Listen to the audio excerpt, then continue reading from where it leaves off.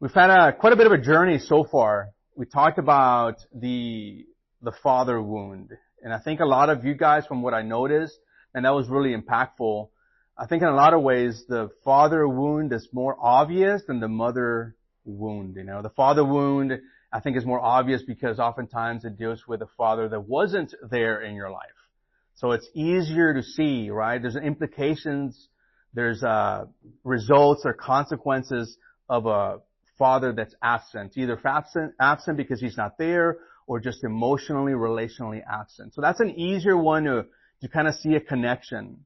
The mother wound is harder to see the connection and how it impacts you because it stems out of love and care.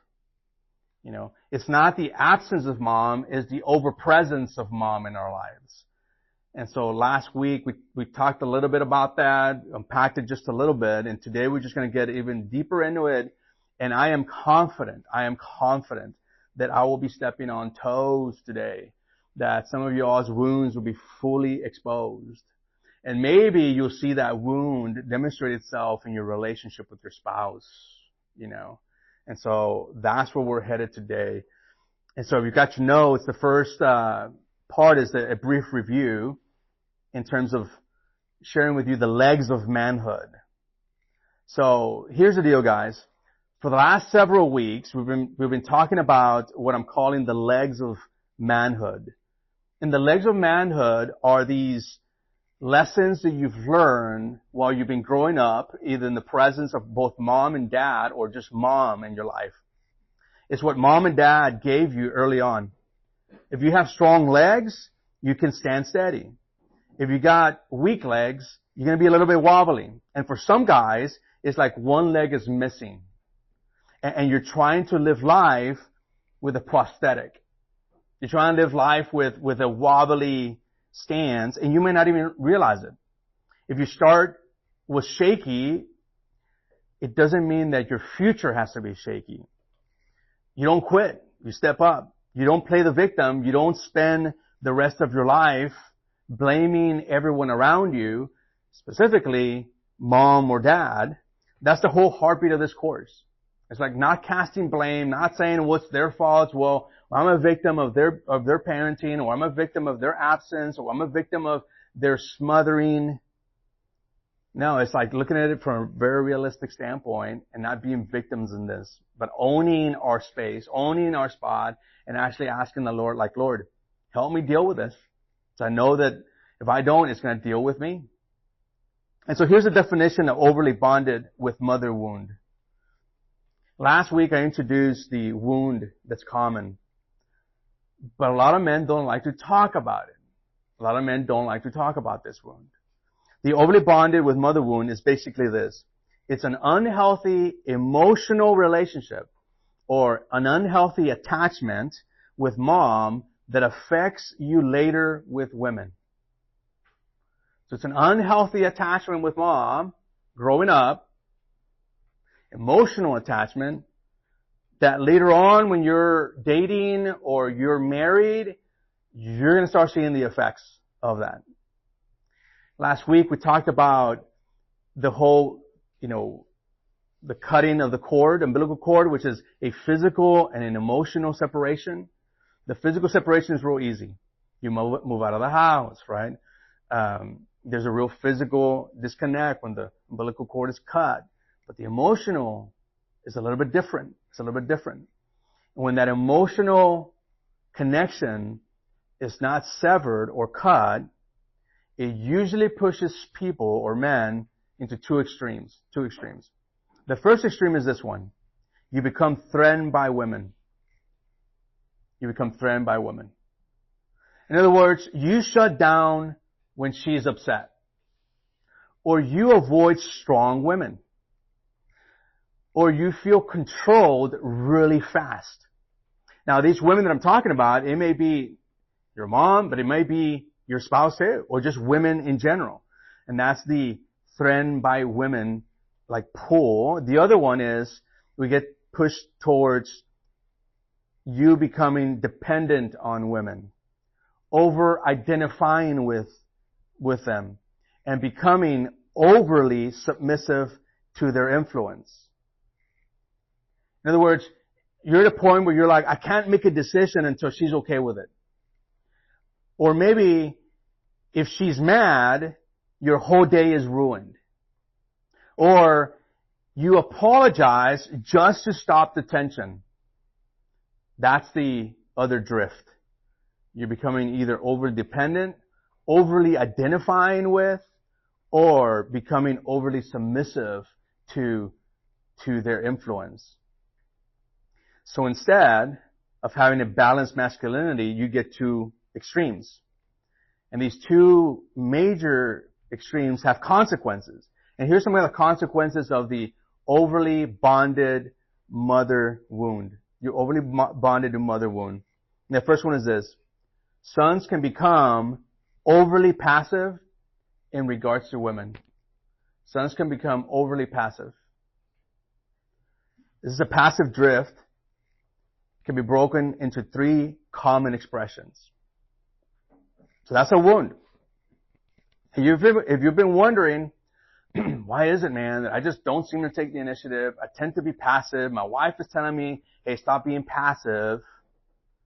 The wound may be stemming from an overly bonded mother to mother wound. And here's three common expressions of that passivity. First of all, the soft male. The soft male. And this is where you could put in brackets, fantasy/pornography. Because those things are escapes. The soft male escapes into fantasy to feel like a man without having to be a man. For example, you disappear into porn when you feel small. Or you'd rather fantasize than to lead in the home. Or you chase a quick fix instead of doing the hard work. And here's kind of getting real. When there's a man inside who wants to lead but feels stuck, some guys escape into this fantasy porn space. Porn can become that fake place where they feel like a man without having to be a man. Sometimes that battle didn't start in the browser. We think, oh, it starts in the browser. That's where my, Achilles is at. That's why I'm drifting towards pornography or I'm drifting towards fantasy. Oftentimes, it's stemming from an overly bonded to mother wound, where you want to be a man, and instead of stepping up as a man and showing initiative and taking responsibility, it's a drifting towards the fantasy world. Where in the fantasy world, you are more assertive. And that's why at times pornography can be so appealing. Because it puts you in situations you're viewing and you feel like a man, but really is an escape from manhood. And I'm not trying to shame anybody. I'm not bringing it up so you can feel bad about yourself. What I'm trying to do here tonight is I want to help you make that connection. Like, where is this coming from? If you're thinking it's just because of a sinful desire, although at times it is, it's stemming from something even deeper than that, or could be. It started in a boyhood dynamic that never got broken. That's where it's stemming from. Here's the second of those, and that's the second expression is the feminized man. The feminized man. Not effeminate, but the feminized man. Where he reacts and relates in ways that are more typical of female emotional dependency. So this is where feelings are the driving force, or where approval is a huge engine in your life. So, for example, you may go quiet instead of being clear. Or you may need a constant reassurance from the women in your life. You just need to constantly be told, like, you're okay, you're doing good, and that's a constant thread that keeps on coming up.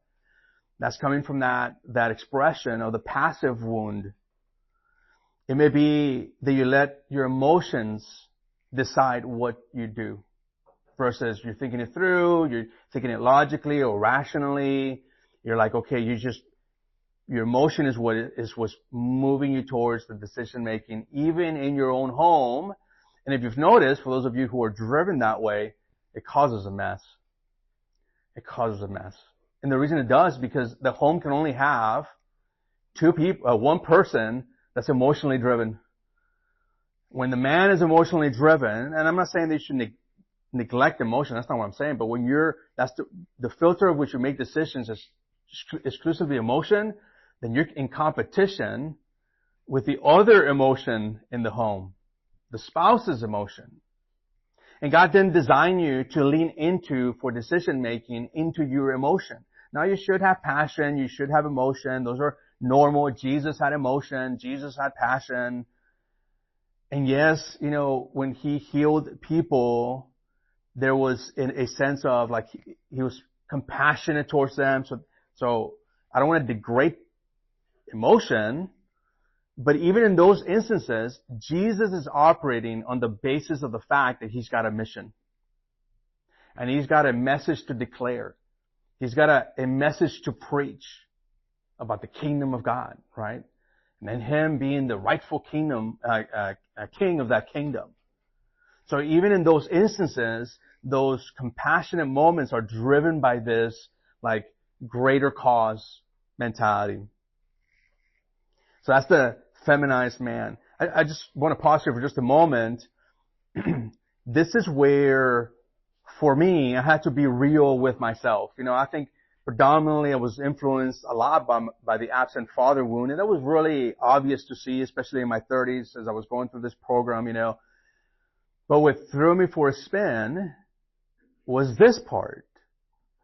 Because up to that point in my life, there was moments where I was just making decisions on the basis of what felt good or what I felt was the right choice. Not what I thought, but what I felt, highly insecure, always asking for like, hey, am I doing the right thing? Do you think I'm doing the right thing? Is this email, drafted the right way? I'm saying, we're planting a church, super confused, super emotional. And then hearing this, realizing, oh my gosh, like I'm making decisions largely on the basis of trying to please people or like it's just emotionally driven, and it hit me like a ton of bricks. And all of a sudden I realized like, wait a minute, God didn't design me this way. He didn't design me. He didn't design us. He didn't design you to be making life-changing decisions on the basis of how does it feel? Here's a third expression of the passive wound, and that's passive husband. This is where the wife is the mother wife. This is the passive husband. So the husband marries a mother wife who keeps doing for him what mom did. And he stops initiating and he stops leading. Because after all, he married someone that could take the role in the position of mama. Now, this doesn't happen because you were like, oh man, well, she looks like my mom, or she has mom tendencies. No, we drift towards that. We drift towards finding our mate, and then she finds it attractive and then she finds it frustrating. So, some examples. You may think she runs the home and I just follow. Or you wait to be told what to do. That's the passive husband. Or you let her carry the load, then you wonder why she's frustrated. Right? Listen guys, we're all at some point guilty of this. We're all crossed this line. It's a line we tend to cross over a long period of time, and it takes energy, effort, and thoughtfulness to be like, okay, I need to reject passivity. I can't wait for her to tell me what to do before I do what I know I ought to do. And let's be honest, some men become overly passive around women almost immediately. And at first she thinks, oh, he's really sensitive. And later she resents that because that's the lack of initiative and leadership that she so desperately wants from you. Here's a second way that the overly bonded to mother wound shows up, and that sons can become overly dominant in regard to women. Sons can become overly dominant in regards to women. This is the dominant drift. And it can be broken into 3 expressions, common expressions. The first one is this: conquering masculinity. Conquering masculinity. You can even put in brackets, control plus power. In extreme cases, it can show up as violence, abuse, affairs, and other predatory behavior, like in some cases rape. This is when a man uses intimidation to get their way. Postures right in front of his spouse, showing intimidation, escalation of the voice, just showing that you really mean it. This is the conquering masculinity expression. Or you punish her you punish her for disagreeing. She doesn't agree with you, man, you're gonna just let her know, do a karate chop verbally. Or you justify cheating because you feel disrespected. That's the conquering masculinity. That's the dominant drift. Here's the second one. Fierce independence. Fierce independence. It's another way that the dominant drift expresses itself. Fierce independence. This is the fear of vulnerability. So this is where refuses help, shuts down emotionally, and treats closeness like weakness. So for example, you don't need anybody, including your spouse. Or you never share what you're feeling, thinking that it's girly and vulnerable, and you're not going to open yourself up towards vulnerability with somebody else, especially your spouse.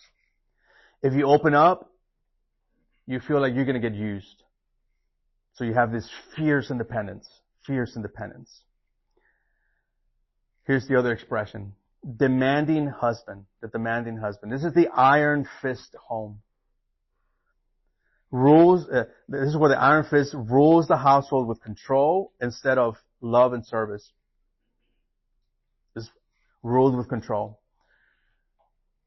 So you may find yourself saying stuff like, because I said so, that's why. Or my house, my rules, no questions. Or everybody walks on eggshells. You're walking into the house and people are tippy-toeing because they're scared that you're just going to blow up. Right? One little thing may set you off. Guys, that's stemming from this overly dominant drift. Again, a direct result of the overly bonded to mother wound. Passive or dominant, right? It's not that one is better than the other one. Both are part of wounds we carry. So some men become overly dominant with women, no confidence, or not confident rather, not strong. You know what it is? It's controlling. It's not like, well, I'm just being confident. Really? Would she say that? Would she be like, oh, my man is just being confident? Or would she be telling her girlfriends like, I'm scared of him. Sometimes he just gets into this monstrous state, Guys, that's not masculinity. That's insecurity with muscles. That's what that is. So we got to ask ourselves, and I want you to ask yourself, if these are the two poles, passive on one side or dominant on the other, where do you drift? Where do you drift? Because most of us would drift somewhere. And depending on what season in life you're in, would depend where you drift towards. I would say that for me in my 20s, I was drifting towards passivity in some areas. Drifting towards passivity. But in my 30s, I started drifting towards dominance. Right? I was overcompensating. I didn't want to be passive. I wanted to be more assertive.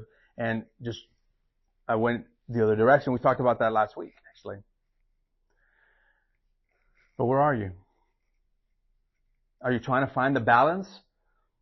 Or do you find yourself today in one of those two extremes?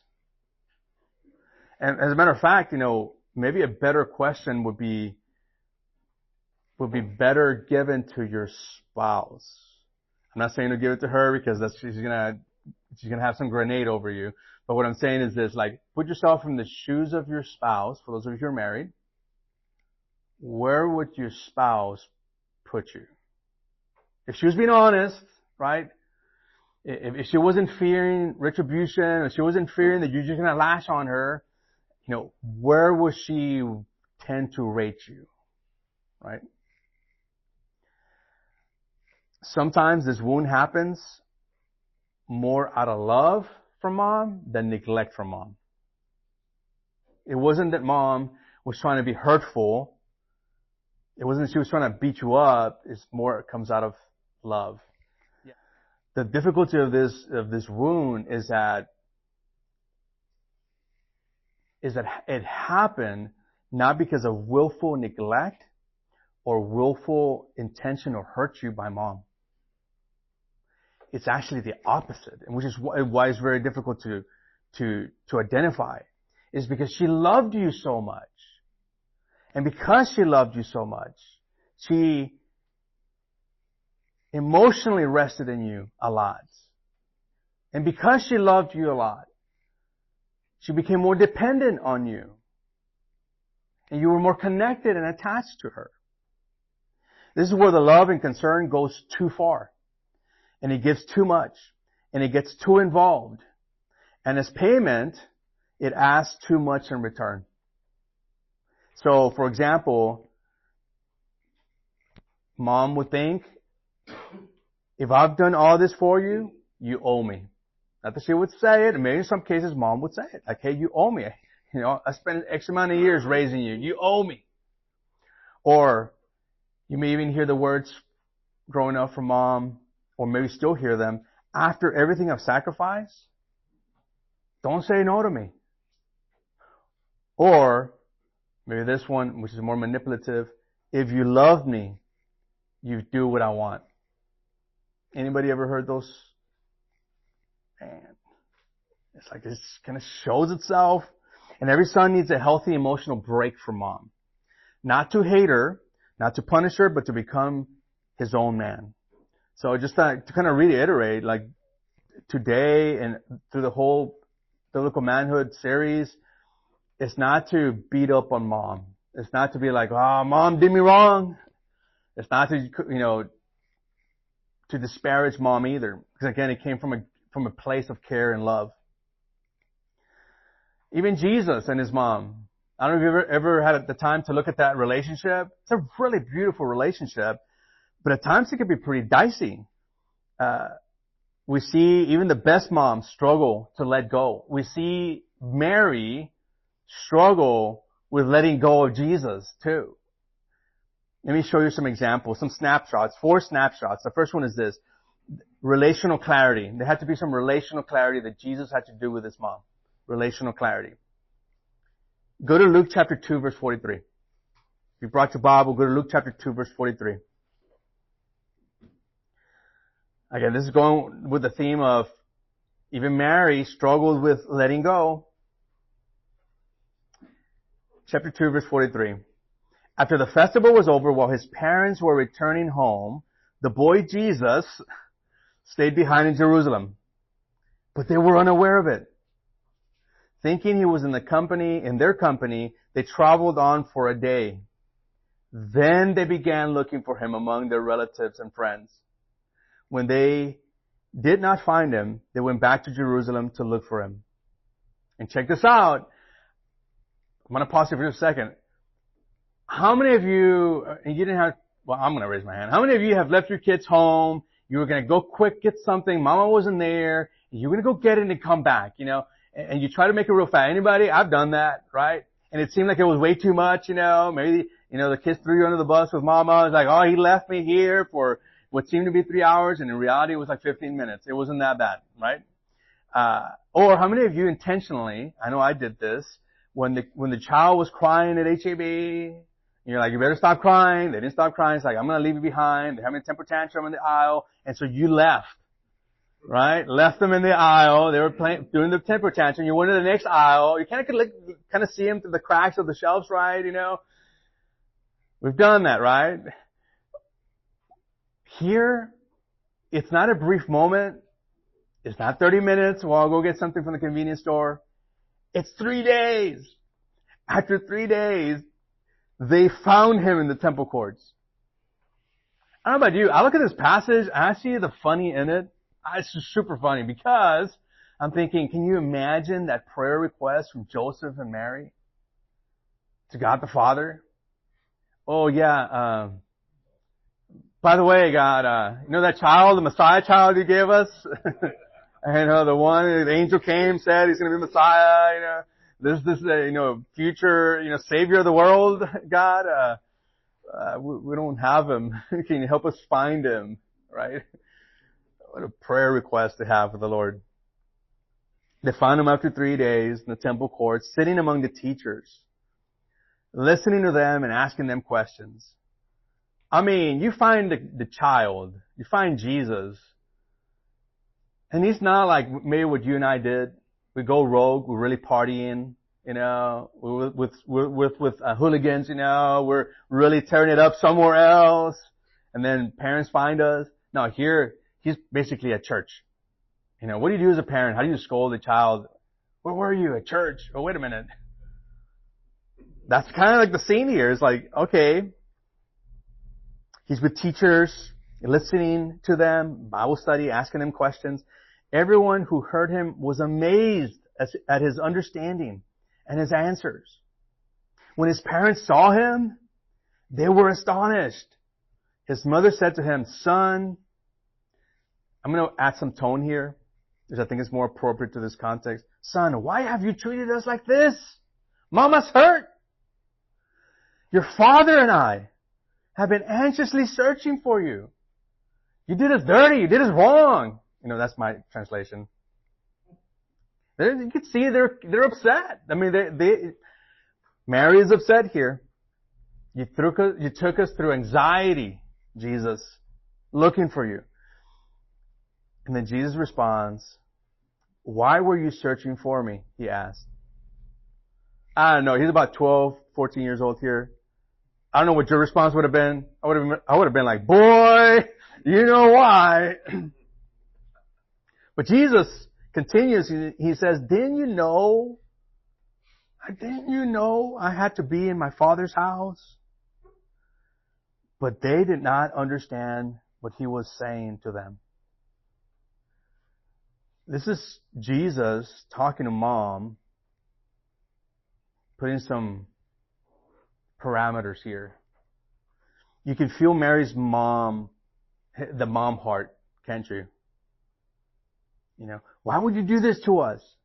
This is a relational pull, and Jesus gives her clarity. It's like Jesus saying, "I love you, but I'm not living under your anxiety. I'm living under the Father's purpose."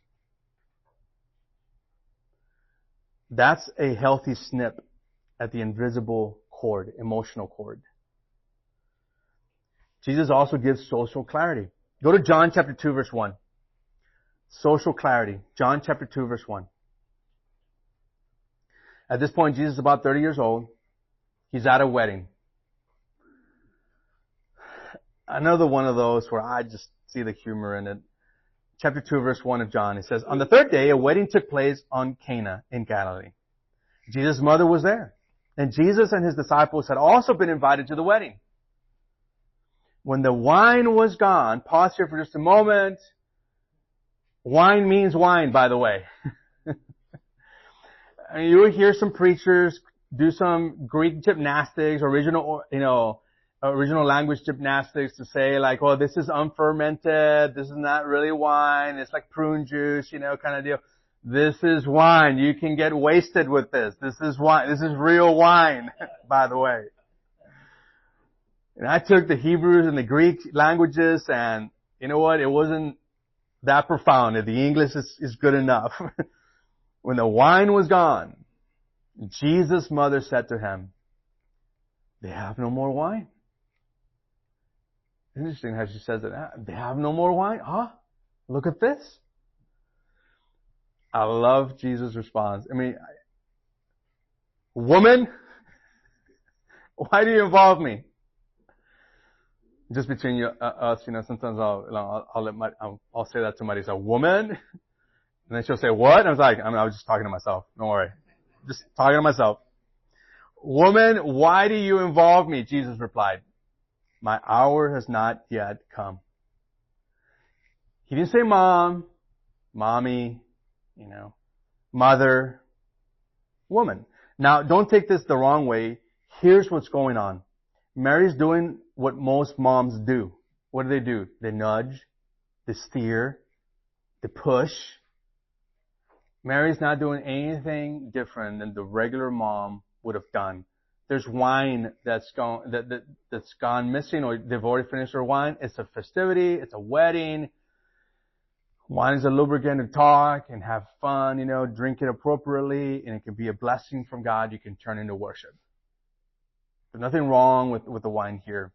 And she's doing what any good mom would do, nudging Jesus. And Jesus is saying, Mom, I'm not being managed by you. I'm walking by my Father's timing. This is not the time. You're not going to tell me what to do. I'm following the Father's timing. And then what does he do?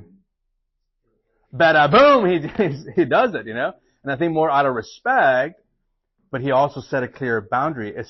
He gave her social clarity. Here's the other one, spiritual clarity. Spiritual clarity.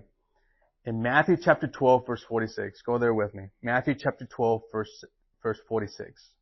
Matthew 12, 46 through 50. Now Jesus is deep in ministry now. He's doing what God called him to do. He's in action now. And it reads like this. While Jesus was still talking to the crowd, his mother and brothers stood outside. By the way, here a side note. Some denominations like to pretend like Mary didn't have any other children. She did. She had other kids. Jesus had stepbrothers. That's the original blended family, right? And so his brothers, Mary, are standing outside. Now, up until this point, the passage like before this talking about how they thought Jesus was losing it. And they wanted to speak to him. Someone told them, your mother and brothers are standing outside wanting to speak to you. He replied to him, who is my mother and who are my brothers? Pointing to his disciples, he said, here are my mother and my brothers. For whoever does the will of my Father in heaven is my brother and sister and mother. That's strong. That's not Jesus being mean about his mom and his siblings. It's him being clear. He's saying, my decision isn't controlled by family pressure. It's anchored on obedience to God. A lot of times, we tend to respond because of family pressure. Mom pressures, we respond. Spouse pressures, we respond. Versus, okay, what is the will of God, first and foremost? There's also a healthy ending. John chapter 19, there's a healthy ending. John 19, verse 25 to 27. And again, this goes back to the theme that even for Mary, it was hard to let go. This is at the cross. And it says, near the cross of Jesus stood his mother. His mother's sister, Mary the wife of Clopas, and Mary Magdalene. When Jesus saw his mother there, and the disciples whom he loved, actually his disciple singular, and the disciple whom he loved, now help me out, who is that? It's John. He's standing nearby. He said to her, woman, here is your son. And to the disciple, here is your mother. From that time on, this disciple took her into his home. This is a very fitting ending. This is the picture, right? Jesus didn't let Mary rebond in an unhealthy way back to her or back to him. In other words, Jesus didn't let Mary pull him back into a mother to little child relationship. He didn't do that. He didn't do that. He didn't let Mary pull him into that mother to little boy relationship. On the cross, Jesus makes sure Mary is cared for, but I want you to notice, He doesn't say, Mom, you come with me. He doesn't rebuild dependency on mom. He says, in effect, Mom, you're going to be cared for, but not by holding on to me like I'm still a little boy. She didn't lose him. She gained him back as a man. In adulthood, the direction flips. Mom isn't caring for the boy, the man is caring for his mom. So how do we heal this wound? How do we begin the process? Let me give you 7 suggestions for healing this wound. I just want you to hear me. This is going to be practical. It's going to be really practical for us as we turn that chapter that we call healing. And the first thing is this. Start with this. It's good for you and for her. For you to start tending to that wound is good for you and for her.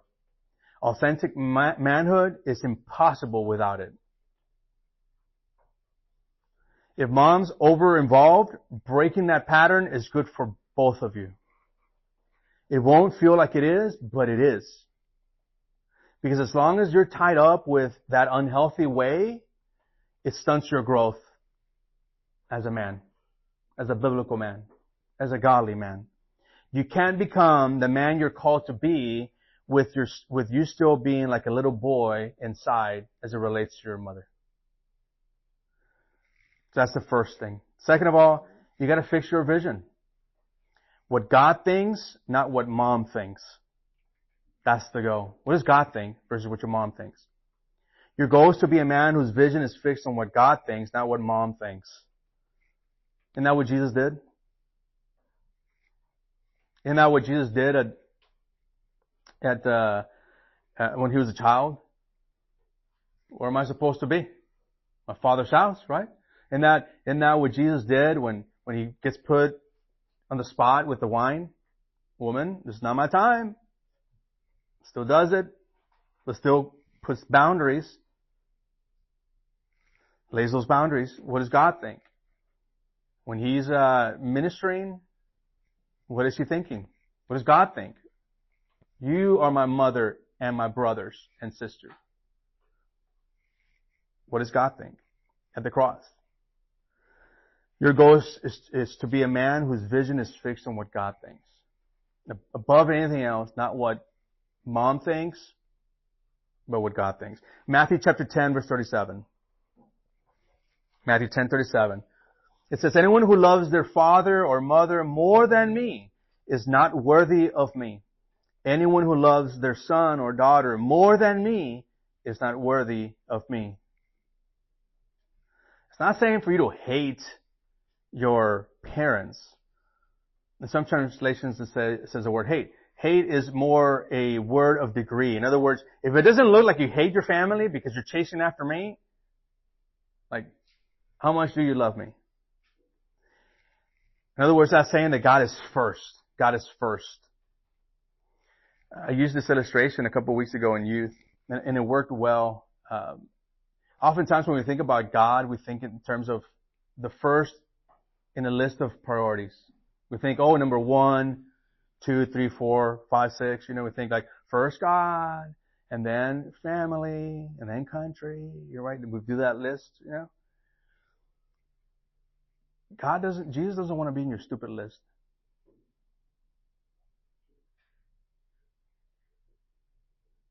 He wants to be the white paper where you put your list. He's not one of a list. He is the white paper. He is the center. He's not just number 1 in the list. He is at the center of everything. It's through Him that you set your priorities. Number 1, 2, 3, 4. You're getting it. It's not about being number 1. It's being the only one of which we write. He's the white sheet of paper. We write that list. Is God that to you? Your identity comes from Him, not from keeping mom happy.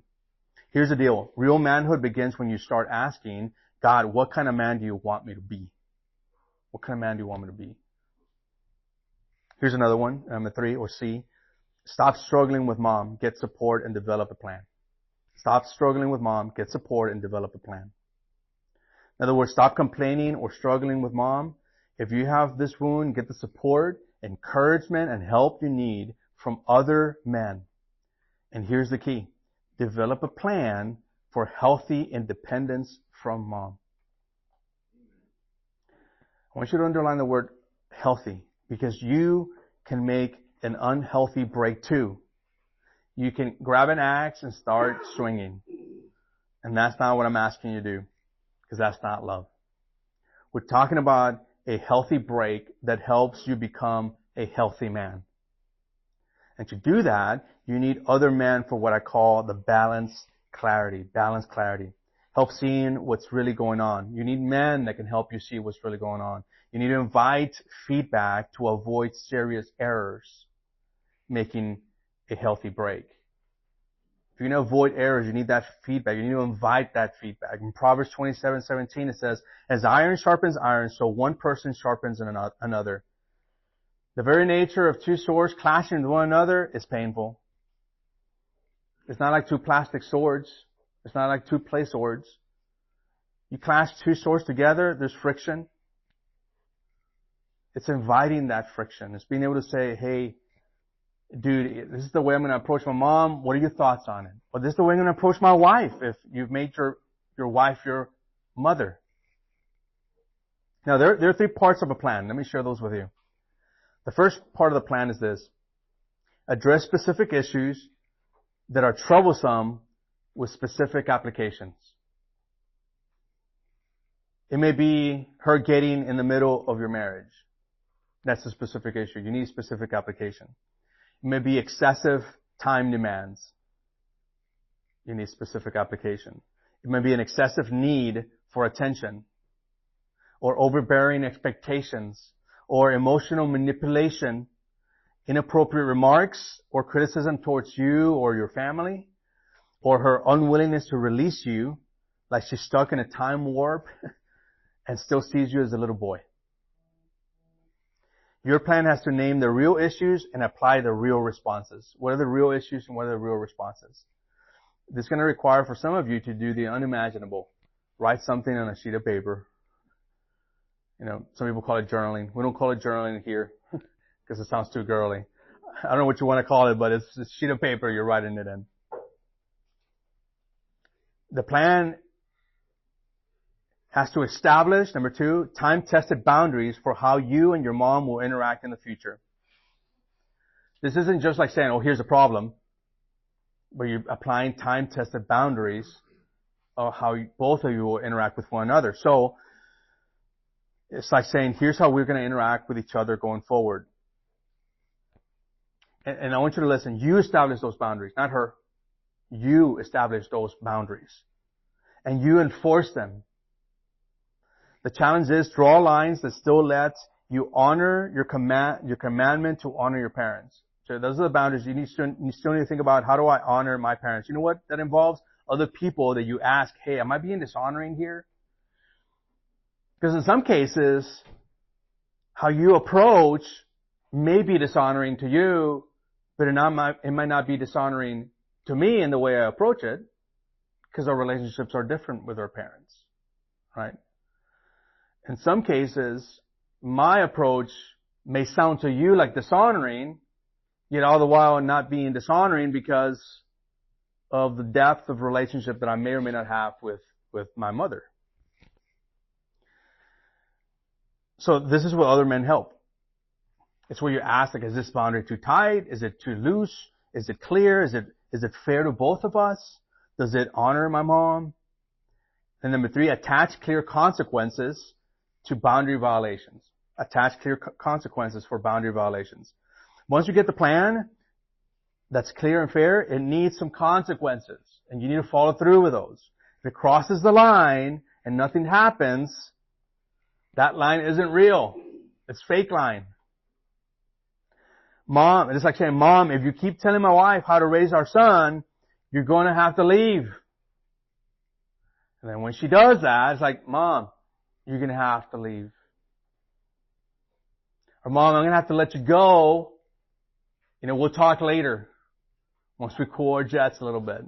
Or Mom, we're not debating our family decisions anymore. Where we're going to go to church, or where we live, or how we discipline our children, or how we do vacations or holidays. If it turns into an argument, we're done talking about it. We had to do that, Marisa and I, with my mother-in-law. Had to a few of the moments I've had to interject myself. It's like, okay, I got to step in this, because this is infringing upon our household. And it's like, Sandy, you don't get to come to all of our vacation fun stuff. I know you want to be there. And I know it's your house in Taos, New Mexico. But we got to also have some we time without you in that time. And it's okay. It doesn't mean that we don't love you. We love you. We'll send you a postcard. We'll give you some trinkets. We'll paint the house while we're there. We'll do some stuff to the house while we're there. And it's like, I don't think so. It's like, we're just saying. Or, Mom, we won't be coming over tonight. Or, we won't do holidays in your house this year. That's a tough one. Now, some of you might be thinking, man, I need help with boundaries. And you know what? That's not weakness. That's wisdom. Get educated, There's a book called Boundaries, which is a really good book. It has boundaries. There's boundaries with teens, boundaries with children, boundaries with spouse. It's a really good book. Say it calm, say it firm, and stay consistent. D, it's communicate your plan and hold your ground. Hold your ground. Communicate it, hold your ground. And there's two ways to do that. There's a new way of relating. In other words, sometimes you just start speaking and act differently. It's a simple, Mom, we're doing Christmas at our house this year. You don't have to over-explain it. You don't have to be the politician in it. It's a new way of relating. It's no big speech. It's just a new way of doing it. She might not love it, but she'll feel the shift. She might not like it, but it's good for her and good for you. And that's just an example, by the way. And that's not saying that's your example on the Christmas deal. Number 2, a face-to-face meeting if necessary. That's another way. A face-to-face meeting if necessary. That's just if it's necessary. If she escalates, does a guilt trip, emotional punishment, or control games, you may need to have a sit down. You might have to actually have a sit down with your mom. And this is where the little boy in you will try and take the microphone. And you got to put down the little boy in you and let the man stand up. And it's saying something simple like, Mom, I love you. I'm not cutting you off. I do love you. But this is how it's going to be. God has called me to move forward. Here's E. Use the men in your life to report back to for clarity. You will need male encouragement and accountability, because sometimes this isn't a one and done or one conversation. Sometimes it's a process. That's why you need a couple men who can look at your plan and say, that's good, stick to it, you're in the right track, you're tracking well. Here's F. If you're married, tell your wife you'll handle it and ask her not to get involved. This is big. This is big. Tell your wife, your spouse, I see it, I'll own it, I'll fix it. You can ask for support and prayer, but ask her not to get in the middle. Why would I say not to put your wife in the middle?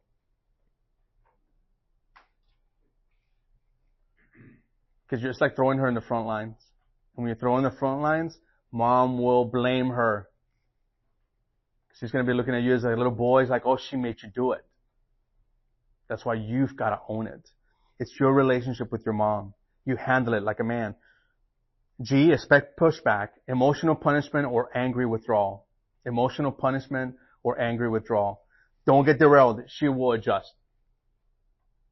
In some cases, mom will punish you emotionally. What does that look like? Well, she goes silent for a couple of days. Or she starts guilt texting you. Or she tells you that your family doesn't care about her. that's punishment. She's trying to punish you emotionally. Or she'll withdraw in anger. In other words, she stops calling you to teach you a lesson. Or she won't come around the grandkids for a little while. Or she acts like you've abandoned her. Don't get derailed. That's often the last move. Stay steady, stay respectful, stay firm, don't derail. And yes, it can get ugly. Even Jesus said in Matthew 23:37, he said, Jerusalem, Jerusalem, you who kill the prophets and stone those who sent you. How often I have longed to gather your children together as a hen gathers for chicks under her wings, and you are not willing. See, Jesus wanted them close, but he wasn't going to bend the truth so he could keep things calm. And that's what I'm asking you guys, not to just kind of bend towards your mom just to keep the peace. Jesus wouldn't compromise his mission just to take the tension away. That's what that moment will feel like. You can love her and still hold your ground.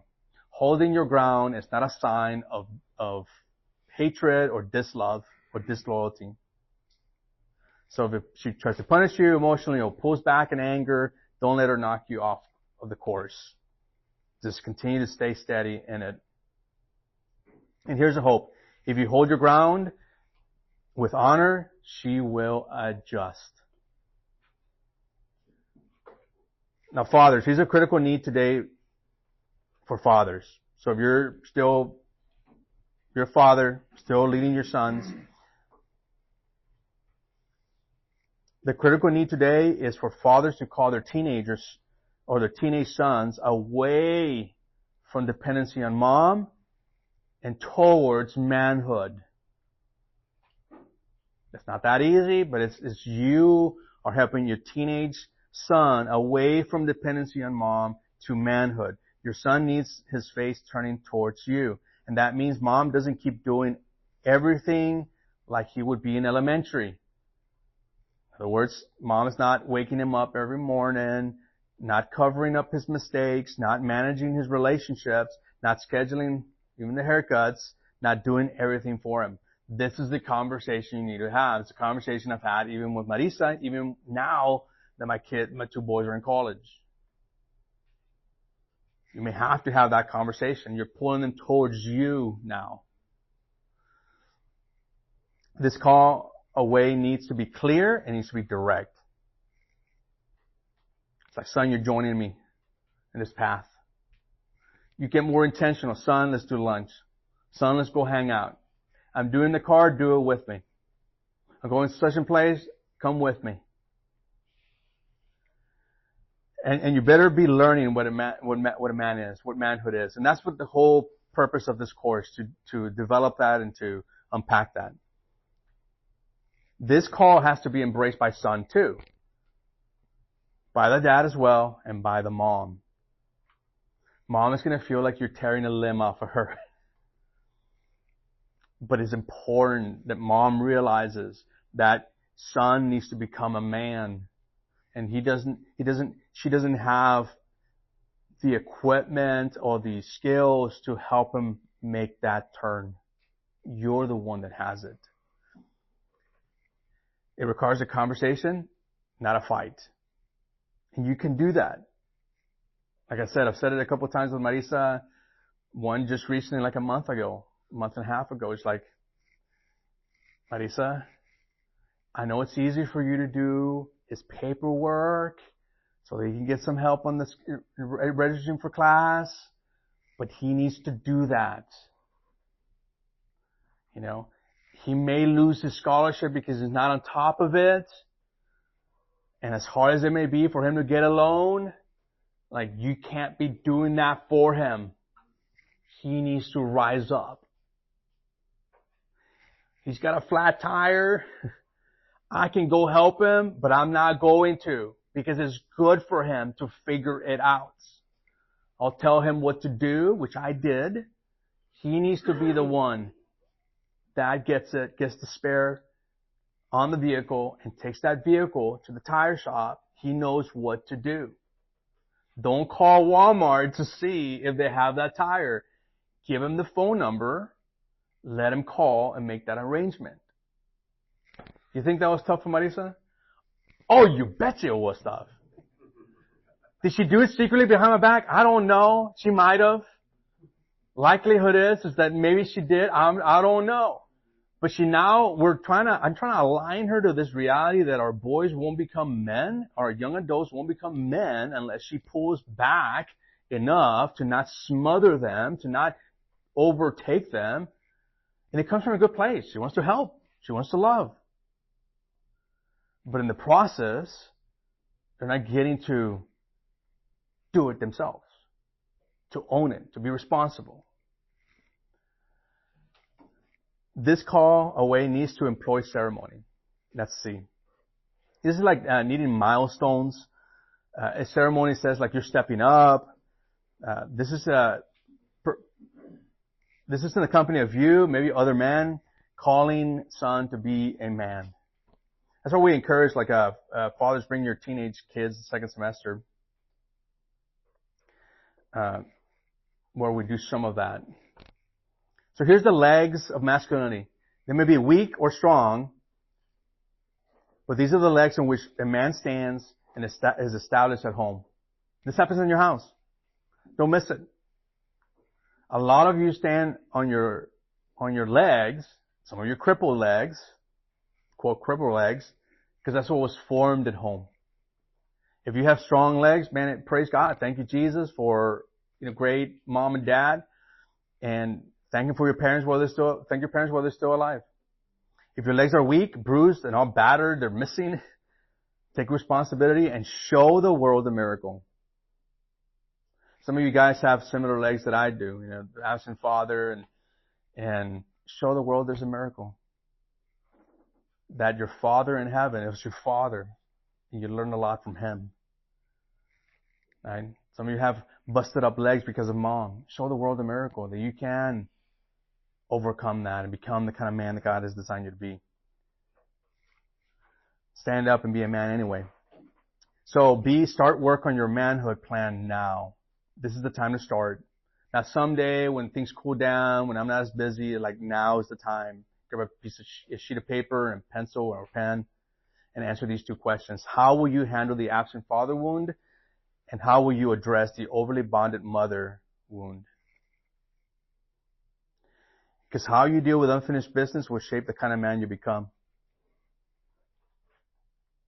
Listen, you start now.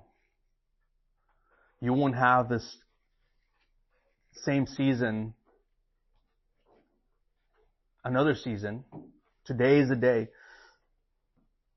So I want you to do a mother boundary plan. Here's three bullets. One, in that sheet of paper, in your mother boundary plan, for those of you who've got to do that, number one, the one main issue you need to address. What's the one issue you need to address? Number two, the boundary you're setting. What's the main issue? What's the boundary you're setting? And number three, the consequence if it's violated. The consequence if it's violated. And then if you feel courageous enough, bring it. Share it. Or share it with another dude. Share it with someone. Don't let it just stay like in the secret.